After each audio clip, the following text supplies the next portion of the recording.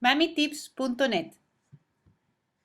La tos seca en general es una tos el cual no elimina secreciones.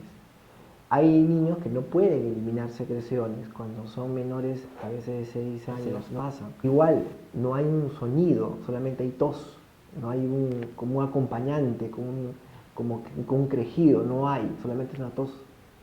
Entonces a eso le llamamos tos seca, sin secreción, sin escuchar movilización de secreciones, le llamamos tos seca.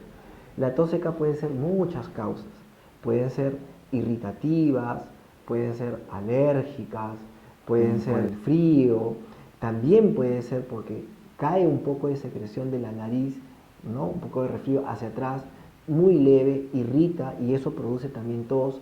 Hay niños que tienen reflujo, especialmente los niños que tienen, por ejemplo, hernia hiatal, ¿ok?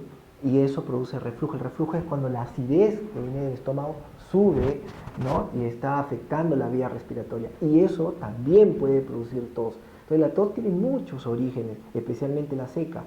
Entonces, cuando es irritativa, cuando es alérgica, a veces uno da asintomáticos, calmar la tos y es suficiente. La tos tiene, cuando es seca, 1 o 2 días, sabiendo que el niño es un poquito alérgico, no le puede, bueno, darle algo para calmar la tos, pero si la tos sigue y comienza a haber otras secreciones o otras cosas, o perdura más de 2 o 3 días, aquí tiene que ser evaluado por el médico, sea el pediatra, el otorrino, etcétera, para poder saber bien qué está pasando y dar un tratamiento adecuado.